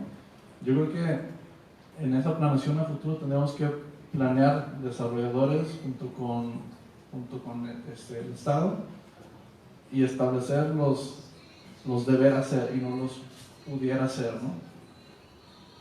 Antes vas a contar algo sobre esto. Yo quisiera preguntarte algo. Sí, hace rato, muy al principio, dijiste que te extrañaba que en esta mesa no hubiera dos o tres mujeres que pudieran hablar sobre esto. Quisiera que nos platicaras un poco cuál es el papel de la mujer en la transformación de la ciudad. Una vez, este momento, nosotros estamos en un lugar... Me he metido en un... Bueno, no tenéis nada más que hacer. Sí, la emancipación de la mujer, a partir de los años 50 del siglo pasado, ha logrado transformaciones en la ciudad que nunca habíamos vivido, que nunca. Y esto en la vivienda tiene, no sabemos todavía qué va a pasar, yo no conozco todavía una vivienda que esté proyectada para que no esté pensada, para que esté una mujer siempre ahí dentro. No sé por qué, pero sí está. ¿Cuál es la transformación que va a haber en la arquitectura, en los modos de vivir, en las formas de desarrollar la ciudad, con este nuevo modo de la emancipación de la mujer? Ok, a ver. Yo estudié con una profesora que se llama Sega Mushi, que es urbanista, y entonces yo antes, no leo nombres de mujeres en los libros de arquitectura porque yo estaba convencido que las mujeres no hacían arquitectura, ¿no? Luego conoces a ella y descubres que en realidad hay muchísimas mujeres muy buenas del pasado y de hoy que trabajan en la arquitectura en general y en el campo de la vivienda colectiva, por ejemplo, ¿no? Abrazando un poco la filosofía de Zaida, yo creo que un poco la cultura machista, ¿no? ha puesto en la sombra todo el trabajo de las mujeres, ¿no? De hecho, hay un blog, es una página que os aconsejo de leer si tenéis ganas, que se llama Un día una arquitecta, donde hay muchas arquitectas que cada día publican un post sobre la vida de una arquitecta, ¿no? Y cómo realmente ha digamos, mejorado nuestra vida en la ciudad. Entonces, ¿yo por qué hablé de la perspectiva de la mujer? Porque por diferentes factores, ¿no? Porque siempre, bueno, en Europa, por ejemplo, la visión que tenías, hablo de la mía para no caer en error de la de aquí, no quiero poner la pata, ¿no? Es que la mujer está en casa, la mujer cuida al niño, la mujer cuida al abuelo, la mujer va a la escuela, ¿no? Por lo tanto, eso se dio por mucho tiempo, por lo tanto la mujer desarrolló, ¿no? Desarrolló dos cosas, ¿no? Es como la mujer es como el lado privado de la casa, ¿no? El hombre es el lado público de la familia, ¿no? O sea, el hombre es quien se presenta, ¿no? La mujer, en cambio, era quien estaba en casa y que conocía todo y que gestionaba realmente el ambiente doméstico. Por lo tanto, realmente, si volvemos a la imagen del plan de Le Corbusier, donde está el modulor, y no la modulora, porque es modulor, que sale de casa cada día va al trabajo con su autopista, con su carro. Hay una película muy bonita que se llama Mon Oncle, de Tati, que es un director francés, donde la señora vive en una casa muy familiar, ¿no? Muy bonita, súper moderna, que tiene muchos trastos modernos, en un frigorífico, ni siquiera sabe cómo se usa, siempre está limpiando esta señora. Incluso cuando el marido se mueve con el carro para salir, para acompañar al niño a la escuela, es que le limpia la placa del carro, el carro tiene que lucir, ¿no? Esta mujer hace esto. Bueno, por lo tanto, es decir, los interiores domésticos, y esa es una cosa que está haciendo ahora el Ayuntamiento de Barcelona, revisando todos los nuevos concursos de vivienda, se dice que tienen que aplicar los interiores domésticos cuanto a la ciudad como una perspectiva de género. Es decir, cuando se habla de perspectiva de género ya no se habla de hombre y mujer, sino de una ciudad y de unos espacios que estén digamos, proyectados para todos, para el niño, para el abuelo, para cualquier persona, ¿no? Entonces, claro, estudiando con ella, tú aprendes realmente que nuestros interiores son súper jerárquicos. O sea, yo vengo aquí acostumbrado a proyectar vivienda colectiva allí, y aquí si no tienes una recámara principal infinitamente grande, con un baño, con un vestidor de 1 hectárea donde te puedes perder por dentro porque no se sabe, digo, ¿qué te vas a poner? Tú no sabes ni siquiera lo que está dentro del vestidor. Si no lo haces, es que no venden. Les digo, pero ¿cuánta economía hay aquí para comprar ropa, ¿no? Porque realmente para llenar esta casa, porque uno lo piensa, ¿no? Ya no estamos acostumbrados, no digo a la casa mínima, pero se hacen casotas. Hay promociones que son departamentos de 170 metros cuadrados. O sea, a mí me gustaría entender quién pueda comprar en determinadas zonas un departamento de 170 metros, porque yo no puedo. Y yo creo que medianamente gano bien. Digo, no soy una persona rica, pero gano normal, ¿no? ¿No estás en la planta alta de tu edificio? No, es que no diría, porque si luego cae un problema, yo estoy en otro lado. Y entonces, claro, o sea, implementar esta visión que nace con el movimiento feminista, que ya no es solo esto, es una cosa que deberíamos practicar todos, ¿no? Realmente te hace los espacios más amables, ¿no? No jerárquicos, ¿no? De hecho, que tú tengas la habitación con baño y los demás que se joden, porque si no, no venden, ¿no? Es así, ¿no? Lo que yo siempre escucho es esto, porque si no, no vende, porque si no, no vende, porque si no, no vende. Entonces entiendo, bueno, por ahora seguimos a lo mejor así, pero creo que hay que hacer este trabajo educativo de explicar que el real valor no es tener en una casa 8 baños. El real valor es tener la planta baja, el real valor es entender que hacer 1 más 1 más 1 más 1 más 1 no es comunidad, ¿no? Me refiero, hablábamos en el curso de vivienda colectiva, había un caso particular, ¿no?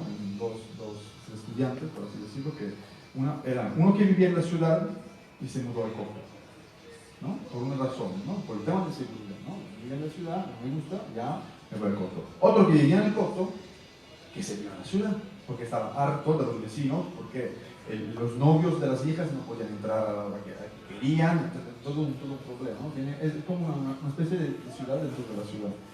Por lo tanto, realmente, yo creo que la visión de la mujer, o sea, la visión de quien ha pisado realmente el barrio diario por siglos, ¿no? Sí debería implementarse, ¿no? Dentro del proyecto de una ciudad más inclusiva, más accesible. Es decir, implementar una visión de género, algo muy así de simple, es tener una planta baja que realmente es baja, o sea, realmente es a nivel de banqueta. ¿Por qué? Porque muchas veces yo he visto que levantamos los edificios de 1,5 metros, porque si no el carro no baja y es más excavación y que no sé qué. Dices, sí, una persona en silla de ruedas, ¿cómo entra? Bueno, porque baja por la rampa del sótano. Sí, pero la rampa del sótano es así. O sea, realmente es un problema, ¿no? Porque a lo mejor la rampa luego la planta baja no te da. Es decir, proyectar una cosa que sea para todos, ¿no? Inclusiva, accesible, etcétera, etcétera, etcétera. Ya no me voy a... Muchas gracias. Qué bueno que eres diésel, hermano. ¿Perdón? Qué bueno que eres diésel y que vas carburando ahí con el tiempo. Y a las 3 de la noche ya el show. Claro. Alejandro. A ver. Señalar otra cosita nada más. Históricamente, las ciudades que se han construido desde la concepción, la perspectiva de género de las mujeres, han sido las ciudades del cuidado, ¿no?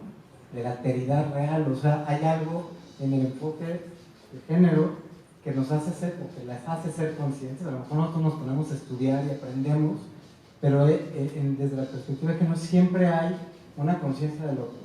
Será por la condición de lo que se comparte exactamente, y más todos los roles históricos en los que se les ha asumido que tienen que ser responsables del cuidado al interior o al exterior, porque también al exterior tienen que sufrir o sortear todos estos obstáculos que les ponemos, ¿no? Entonces no es... Porque esto se liga al hecho que la casa ya no termina donde está tu puerta. O sea, hay que entender la casa, y vuelvo a lo que estábamos diciendo antes, a través de esta cosa que se llama el espacio de intermedio. Es decir, tu casa, tu propiedad o lo que tú rentas, sí es la puerta. Pero en realidad, si lo vamos a ver dentro de una visión colectiva, tu casa es tu rellano de la escalera, tu hall del edificio, tu jardín que está delante, tu banqueta, tu conversación con el bar que está abajo, tu mesita donde tomas el café. Tu casa es como una cosa que se diluye en el espacio público, ¿no? Entonces ya eso es como más colectivo realmente, ¿no? No es mi casa es esta, luego lo que está ahí no me importa, ¿no? Alejandro. Bueno, tenemos un ratito aquí. Empezamos a enfocarnos desde el principio con la cuarta pieza. ¿Cuáles son los retos que nos enfrentamos para estos próximos años, tanto a nivel de la vivienda, a nivel de la construcción de la ciudad? Y un poco te pediría que intentes como resumir lo que hemos platicado para cerrar nuestra práctica de hoy. Los retos son formidables y el futuro es muy promisorio. Hay una masa crítica de instituciones de educación superior que han formado muchas generaciones durante 50 años o más, y me parece que el reto es incorporar esa inteligencia urbano-arquitectónica a los puntos donde se toman las decisiones. Puede ser un tipo de consorcio Estado o empresa que saque lo mejor de este personal ya altamente cualificado para una proyección, digamos, centrada no en la cantidad de metros o de miles de pesos, sino en la calidad de vida que todos esperamos. Y me parece que el contexto de la 4T podría ser el mejor posible. Bueno, muchísimas gracias, Luis, Graciano, Gerardo, Igor, Alejandro.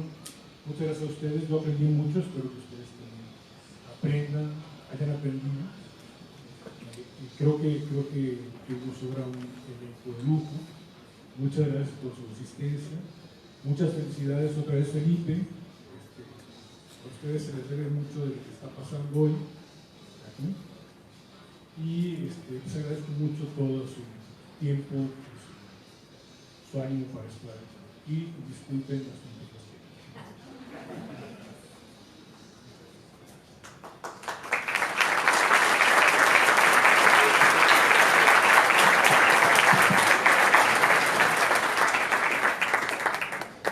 ¿Me escuchan? Sí. A nombre de la Asociación de Egresados de Arquitectura del ITESO, agradecemos muchísimo al panel. Les vamos a compartir una constancia a cada uno de ellos por haber participado en esta octava tertulia de arquitectura. Voy pasándole y agradeciéndoles al arquitecto Gerardo Villar. Muchísimas gracias.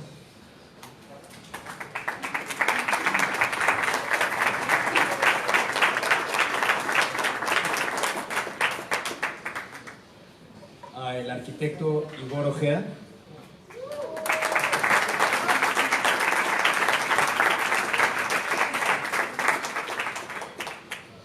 Al arquitecto Alejandro Mendo.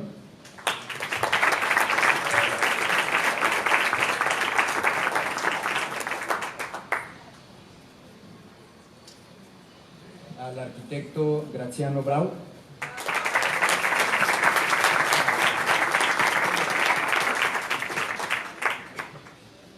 Y al arquitecto Luis Aldrete.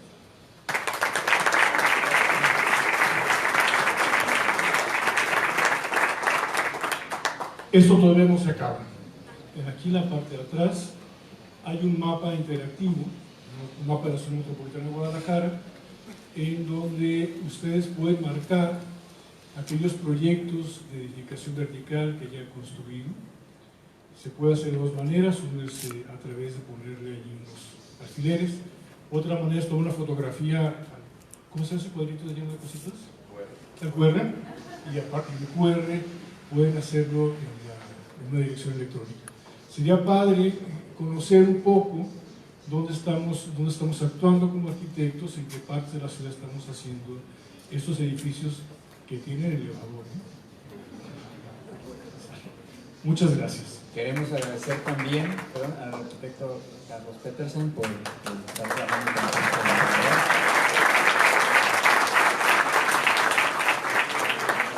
Brevemente también les comentamos, en la parte posterior la Asociación de Egresados de Arquitectura ha generado una serie de libretas